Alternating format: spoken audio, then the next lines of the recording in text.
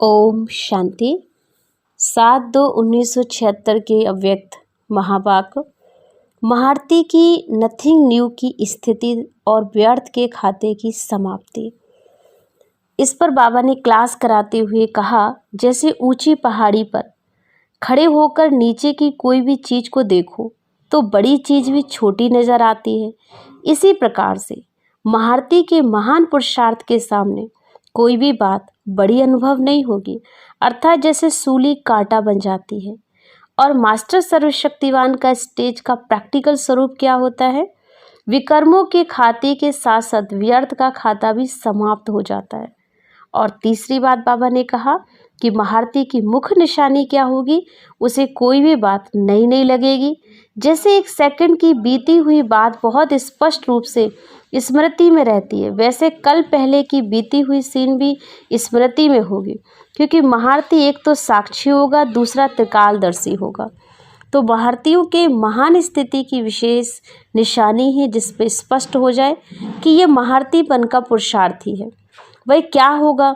एक तो महान पुरुषार्थी, अर्थात कि महारती जो भी दृश्य देखेगा वह समझेगा ड्रामा प्लान अनुसार अनेक बार का अब फिर से रिपीट हो रहा है।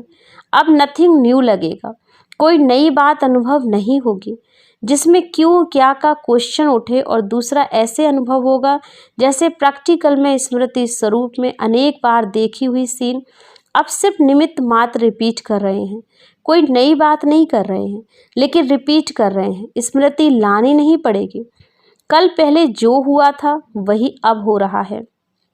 लेकिन जैसे एक सेकंड की बीती हुई बात बहुत स्पष्ट रूप से स्मृति में रहती है, वैसे ही कल पहले की बीती हुई सीन ऐसे ही स्मृति में होगी जैसे कि एक सेकंड पहले बीती हुई सीन स्मृति में रहती है।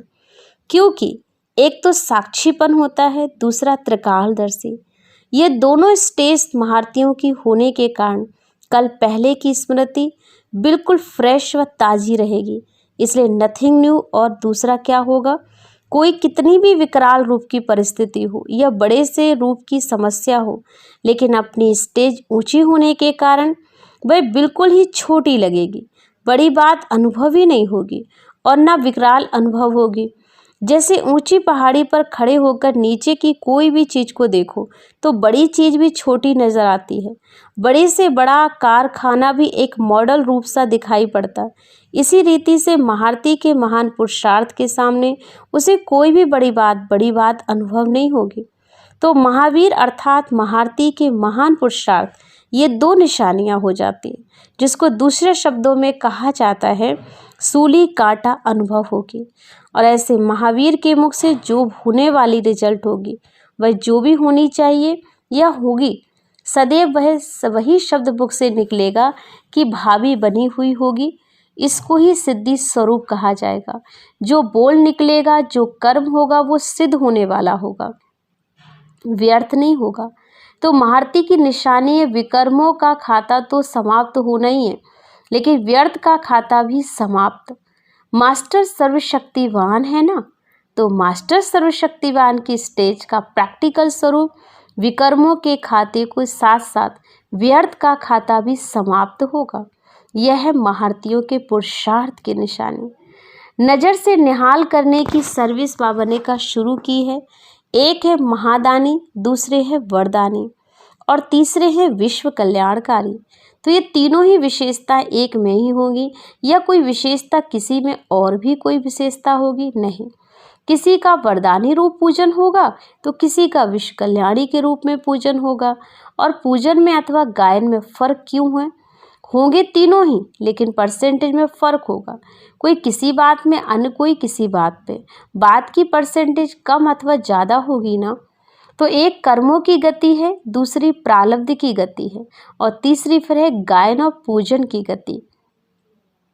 जैसे कर्मों की गति गुह है ना, वैसे इन दोनों गति की भी गुह होंगी। तो प्रारब्ध का भी साक्षात्कार प्रैक्टिकल में अभी होना ही है। कौन क्या बनेगा, क्यों बनेगा, किस आधार से बनेगा, ये सब स्पष्ट होगा। ना चाहते हुए भी, ना सोचते हुए भी उनका कर्म, सेवा, चलन, स्थिति, संपर्क, संबंध ऑटोमेटिकली ऐसा ही होता रहेगा जिससे समझ जाएंगे कि कौन क्या बनने वाला है। चलन अर्थात कर्म ही उनका दर्पण हो जाएगा। कर्म में और दर्पण में हर एक का स्पष्ट साक्षात्कार होता रहेगा। तो इस तरह से महारथीपन की स्थिति ही है, नथिंग न्यू। उनके लिए कुछ नया नहीं, वो जो भी करेंगे वो हर चीज़ उनके लिए कल्याणकारी ही होगी। ओम शांति, ओम शांति, ओम शांति।